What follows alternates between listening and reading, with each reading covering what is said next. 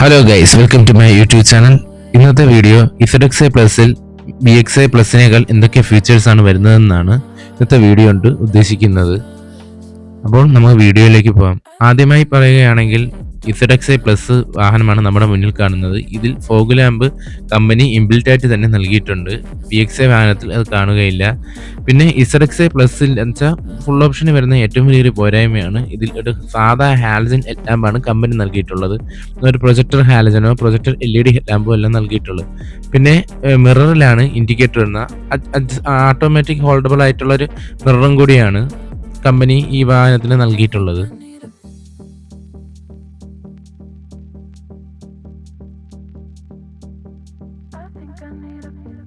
വരുമ്പോൾ ബാക്ക് സൈഡിലായി തന്നെ ഒരു വൈപ്പർ കമ്പനി ഇൻബിൽറ്റായിട്ട് നൽകിയിട്ടുണ്ട്. VXi വാഹനത്തിന് ആ വൈപ്പർ വരികയില്ല. പോരായ്മയായിട്ട് പറയുകയാണെങ്കിൽ ഡീഫോഗ് നൽകിയിട്ടില്ല. പിന്നെ ഇൻഫോർമെൻ്റ് സിസ്റ്റത്തിൻ്റെ കേസ് പറയുകയാണെങ്കിൽ 7 ഇഞ്ച് സ്മാർട്ട് പ്ലേ ഇൻഫോർമെൻ്റ് സിസ്റ്റമാണ് നൽകിയിട്ടുള്ളത്. കൂടാതെ നമുക്കിവിടെ സ്റ്റിയറിംഗ് കൺട്രോൾസും കാണും. ഈ സ്റ്റിയറിംഗ് കൺട്രോൾസ് ZXi വേരിയൻറ്റിലും കാണും, പിന്നെ ZXi പ്ലസ് വേരിയൻറ്റിലും. പിന്നെ ഈ വാഹനത്തിന് 4 സ്പീക്കർ നൽകുന്നുണ്ട്. VXiക്കായാലും ZXiക്കായാലും 2 സ്പീക്കർ മാത്രമേ കമ്പനി പ്രൊവൈഡ് ചെയ്യുന്നുള്ളൂ. ഇതാണ് നമ്മുടെ ZXi പ്ലസിൻ്റെ ക്ലസ്റ്റർ. ഈ ക്ലസ്റ്റർ ZXi പ്ലസിന് മാത്രമേ ഉള്ളൂ.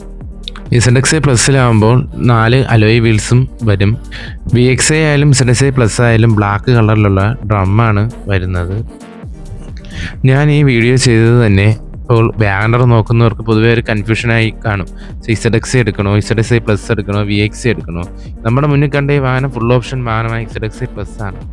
അപ്പോൾ ഇതിൽ വരുന്ന അഡീഷണൽ വരുന്ന കാര്യങ്ങളാണ് ഞാൻ ഈ വീഡിയോയിലൂടെ പറഞ്ഞത്. ഇതിൽ എന്തെങ്കിലും തെറ്റുകുറ്റങ്ങളുണ്ടെങ്കിൽ പ്രിയപ്പെട്ടവർ ക്ഷമിക്കുക. ആദ്യമായിട്ടാണ് എൻ്റെ ചാനൽ കാണുന്നതെങ്കിൽ ഒന്ന് സബ്സ്ക്രൈബും കൂടി ചെയ്യുക. കൂടെ ബെൽ ബട്ടണും അമർത്തുക.